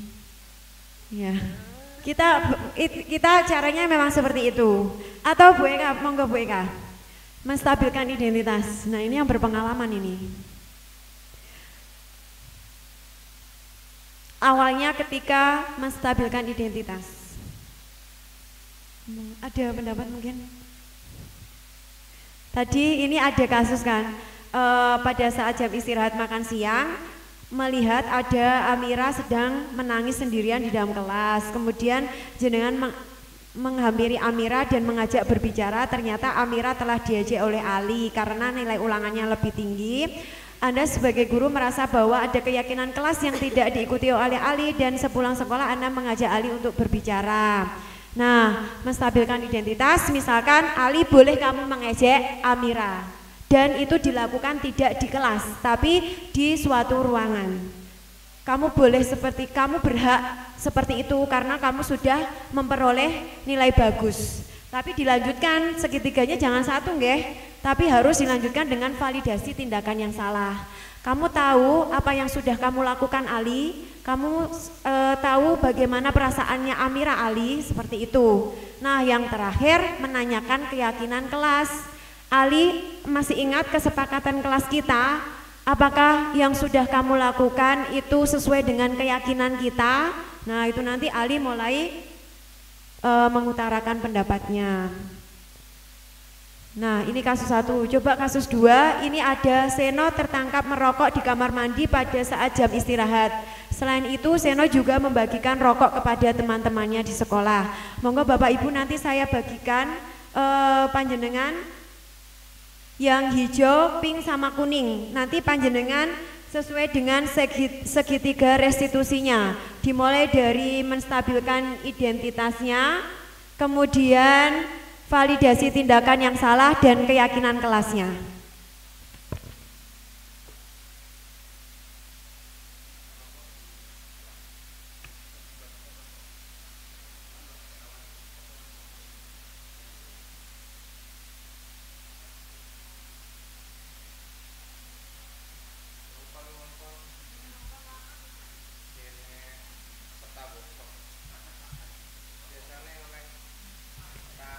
Ada warna merah, pink itu untuk menstabilkan identitas.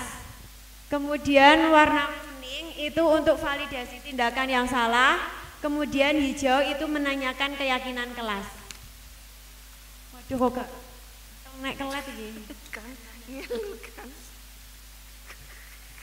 Apa gak kelet ini? Tuh.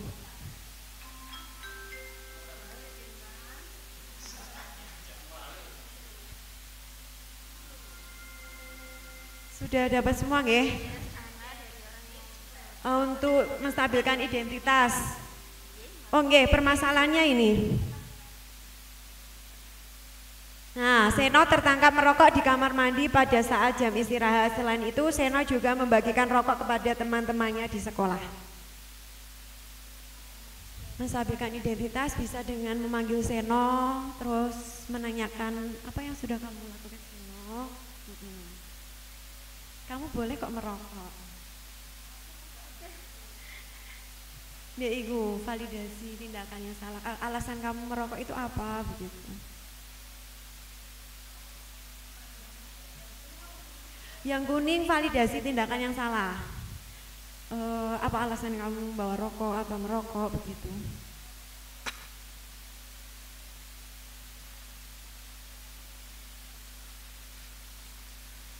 Kesimpulannya.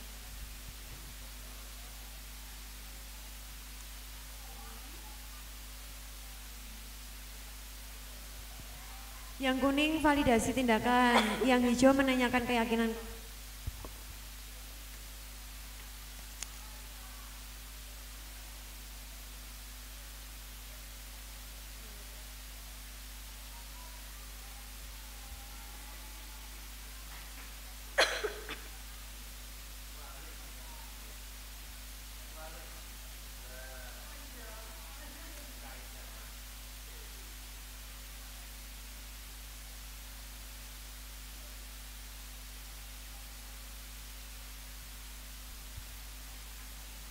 Masih ingat apa kesepakatan kelas kita?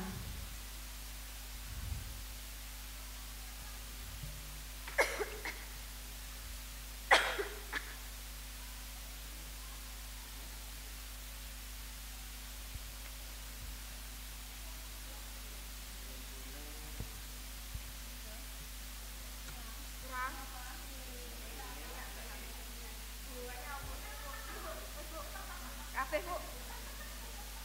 Udah belum, Bu. Aku pinjam. Oh ya, udah.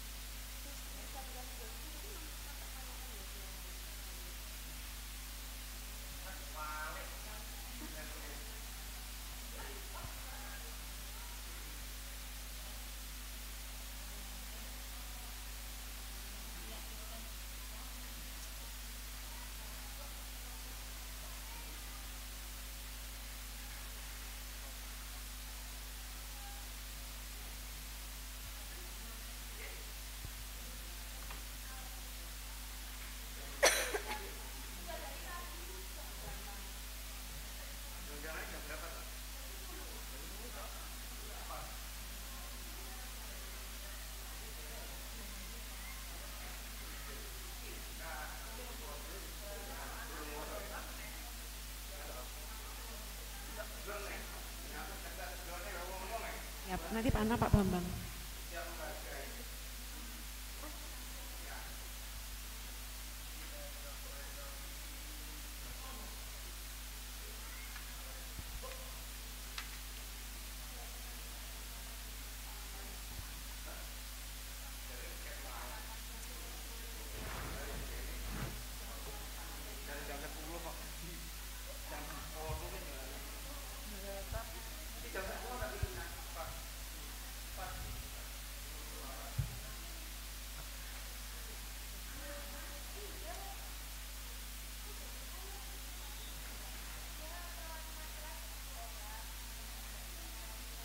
Baik, kita bahas bersama. Jadi dimulai dari menstabilkan identitas. Berarti apa langkah yang bisa kita sampaikan Bapak Ibu? Menstabilkan identitas berarti dengan memanggil Seno tanpa memalukan, dengan memberikan pertanyaan apa yang telah dilakukan Seno. Kemudian langkah selanjutnya validasi tindakan yang salah.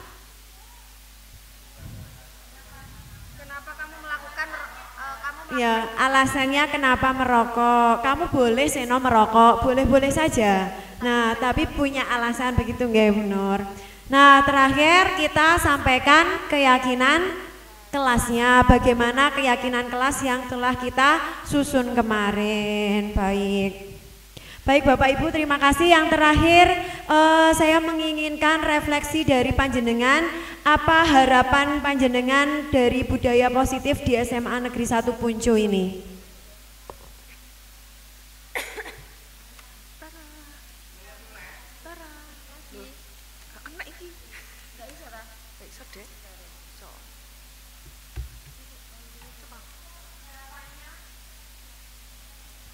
Apa harapannya budaya di SMA Negeri 1 Punju ini, budaya positif di SMA Negeri 1 Punju ini?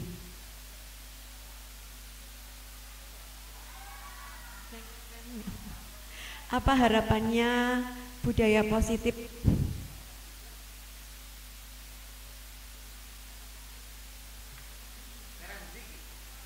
Di sana Pak, di umpan balik dan refleksi di sini, monggo saya antarkan. Masalahnya gak kelet batukku glowing kena minyak kok. Wis macak ganteng loh iki mau. Beda dari nanti untuk pensilnya terus mapnya peserta workshop dapat diambil di tempatnya masing-masing. Makan siang di Pak Eko. Monggo, tidak dilarang kok makan siang. Monggo, nanti makan siang.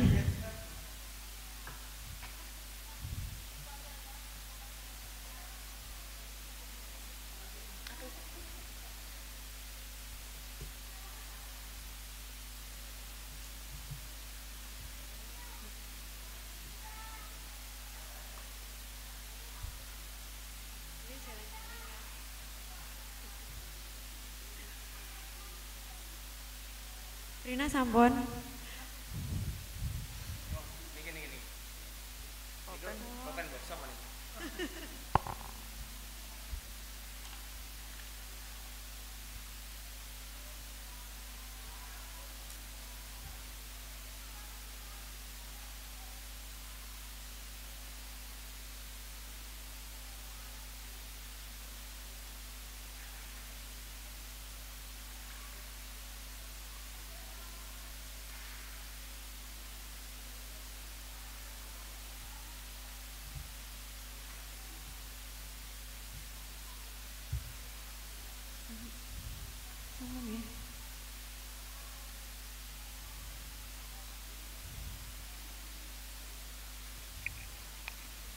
Sambil menunggu Bu ya. Sebenarnya apa kalimat positif itu seberapa efektif sebenarnya kalau diterapkan itu bisa mempengaruhi sikap siswa, merubah siswa ke arah yang positif nih? Seberapa efektif? Kalau menurut pribadi saya itu tergantung dari pendekatan kita ke anak, Pak. Jadi bagaimana kita menganalisa kebutuhan dasar anak itu sehingga kita mampu menuntunnya dalam hal apa tuh sebenarnya kesalahan yang dilakukan itu. Jadi dari kalimat positif itu nanti kita kembali ke segitiga restitusi. Intinya ketika segitiga restitusi itu kita jalankan dengan benar sesuai dengan langkah-langkahnya, dimulai dari menstabilkan identitas, kemudian validasi tindakan. Kalau validasi tindakan boleh kita mengatakan boleh kamu terlambat, boleh kamu mencontek, tapi ingat di ajaran agamanya mungkin tidak memperbolehkan itu. Jadi jangan boleh kamu mencontek seperti itu, tapi kan masih ada kelanjutan dari situ mengenai keyakinan kelasnya, Pak. Jadi memang intinya di awal kita itu harus membuat kesepakatan atau keyakinan kelas yang penting. Untuk peraturan, jadi tadi saya tekankan mengapa tidak peraturan, kenapa kesepakatan. Kalau kesepakatan, anak itu mempunyai ide apa saja, punya pendapat apa saja. Kalau peraturan kan itu dari sekolahan. Nah, ketika dari sekolahan anak itu ada yang terpaksa. Ketika anak itu ada yang terpaksa, otomatis nanti tidak bisa dijalankan dengan sungguh-sungguh, dengan maksimal. Ketika nanti ada keyakinan, otomatis kita mengambil pendapatnya dari orang tua harus ikut, kemudian anak juga ikut, guru wajib ikut juga. Dari situ anak-anak akan menjalaninya. Ketika berjalannya dalam 1 tahun, mengingatkan lagi ketika ada yang salah. Keyakinan kelasnya dulu bagaimana? Ngoten, Pak. Bantu jawab, Bu. Pertanyaannya sebenarnya tidak ke arah sana tadi, tapi kalimat positif yang disampaikan Pak Gun. Nah, kalimat positif itu jika kita menyampaikan hal positif, maka psikologi anak itu akan mengarah ke positif. Tetapi kalau kita mengkalimatkan itu dalam bentuk yang salah atau tidak positif tadi, maka yang terbaca di otaknya itu adalah yang sisi negatif tadi. Mungkin jangan terlambat dengan kalimat datang tepat waktu, itu akan berbeda di psikologinya mereka. Kalau jangan terlambat, yang ada di otaknya pasti terlambat karena kalimat terakhirnya terlambat. Tapi jika datang tepat waktu, berarti yang ada dia itu harus tepat waktu. Itu Pak, yang penting psikologi yang pernah saya pelajari. Terima kasih. Baik, terima kasih Pak Bambang. Dari kalimat positif, bagaimana kita menstimulus anak begitu nggih? Bagaimana kita mencuci otak anak dengan kalimat positif itu? Monggo Bu Eka. Boleh saya tambahi sedikit Pak Gun.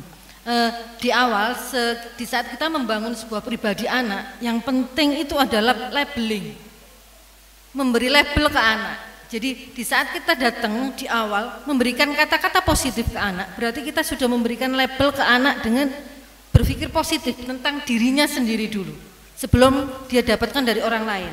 Nah, setelah nanti ditambahi orang lain untuk memberikan label baik ke dirinya, maka anak ini akan membentuk konsep diri yang baik, sehingga budaya positif itu akan bisa terbentuk di saat setiap pribadi itu sudah punya berpikir positif dulu terhadap dirinya sendiri. Sehingga konsep diri yang di sini yang dibutuhkan salah satunya adalah labeling. Labeling salah satunya dengan membentuk kalimat positif di saat kita ketemu dengan peserta didik kita. Sehingga dengan anak-anak yang sudah punya mindset di pikirannya tentang dirinya sendiri sudah positif, maka di saat kita akan membentuk sebuah budaya positif itu akan lebih mudah.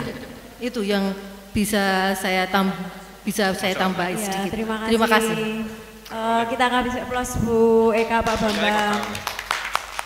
Pripun Pak Gun, ada yang disampaikan lagi? Nggih, saya tadi tanya seperti itu karena menurut saya itu apa ya, kalimat positif itu sebenarnya menurut saya kalimat yang agak lemah daripada larangan. Kayak misalkan ya, mungkin kita bisa merumuskan kalimat positif agar supaya anak-anak itu tidak merokok di sekolah apa? Ya, karena dengan sudah jelas-jelas dilarang di tatib kita, ada anak-anak sudah masih tetap berani.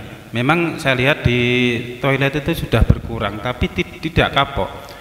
Ya, kayak kemarin saya melihat di kamar mandi itu ternyata anak-anak masih merokok dan bekerja sama dengan temannya. Yang satu mengawasi, yang satunya ini pokoknya ngasih kode. Ya. Ada yang ngasih kode pakai lampu dicetek-cetek, akhirnya yang di dalam itu keluar dari kamar mandi, Pak saya raup Pak, padahal dia mungkin nggak niat raup tapi apa itu raup. Ada lagi yang dibuang dan Pak saya nggak ngerokok Pak, tapi dia masih bilang nggak ngerokok tapi ini kebul masih. Nah, tadi nggak bisa ditipu. Jadi seperti itu. Maksud saya dengan adanya iklan di TV itu rokok itu tidak ditayangkan itu masih di atas jam 21. Nggak ada iklan rokok di sebelum jam 9 malam kayaknya. Tapi kan rokok tetap laku ibaratnya. Dan contoh lagi di rokok juga ada gambar apa itu namanya itu gambar organ seperti itu, ternyata juga tidak berpengaruh dengan larisnya rokok seperti itu. Berarti kata positif, kalimat positif itu saya masih belum yakin bisa merubah orang itu tidak melaksanakan pelanggaran itu. Baik Pak Gun, mungkin kita mengingat lagi ketika kita menanam hal apapun, tanaman apapun di sawah, kalau kita menggunakan kompos dengan pupuk kimia, itu prosesnya mesti cepetan menggunakan pupuk kimia. Akan tetapi yang hasil yang peroleh pasti tahun pertama itu hasilnya bagus, tapi coba kita lihat tahun kedua, ketiga. Tapi kalau menggunakan pupuk kompos yang alami itu proses pertama itu mungkin 50% yang didapat, tapi besoknya lagi tanahnya menjadi lebih subur beriringnya komposnya itu tadi yang sudah bercampur dengan unsur hara. Saya yakin dengan kita menghukum anak, insya Allah tahun pertama itu anaknya takut, tahun kedua karena mereka berani mulai berbohong. Tapi kalau kita melewati kalimat positif itu tadi, dan saya yakin anaknya yang perokok anak-anak itu saja, atau mungkin ada tambahan personal karena ajakan dari temannya itu. Oleh karena itu saya yakin dengan pengadaan kalimat positif yang tetap ada itu nanti akan mempengaruhi, tapi tidak secara instan. Akan tetapi mereka terus adanya dukungan dari guru untuk memperbaikinya. Dan kebutuhan dasar apa, misalnya kasih sayang dari orang tua itu tidak ada, ataupun kebutuhan yang lainnya yang sekiranya belum terpenuhi itu nanti dapat dipenuhi di sekolahan, itu nanti akan menyebabkan adanya miss juga, dan anak itu nanti akan terus berbuat salah. Nah, otomatis tuntunan dari guru di sekolah dapat dilanjutkan. Monggo Pak Bambang untuk Pak Gun, terima kasih nggih. Pak Bambang monggo untuk refleksi pada pagi hari ini. Terima kasih. Refleksi pada hari ini, terima kasih kita mendapatkan banyak ilmu dan pengetahuan tentang budaya disiplin positif. Salah satunya tadi kita akan tahu kita menempatkan diri di mana sebagai manajer, sebagai kontrol itu sebagai apa, kemudian memberikan kalimat-kalimat positif untuk membuat siswa kita menjadi lebih baik. Itu adalah salah satu atau beberapa yang saya dapatkan dari kegiatan hari ini, dan saya berharap seperti ini dapat dilakukan minimal 1 bulan sekali Bu Yesi. Nanti selanjutnya sampai jadi GP begitu, ditambah lagi mungkin hal-hal yang lain yang baru, terutama dalam mungkin ya kotaannya ini ditambah nasi begitu. Terima kasih Pak Bapak. Langsung saja, terima kasih Bapak Ibu, tanpa dukungan dari panjenengan semua kegiatan saya juga tidak akan berjalan dengan lancar. Kecil dari sedikit dari saya yang bisa saya sampaikan, semoga ada yang bermanfaat.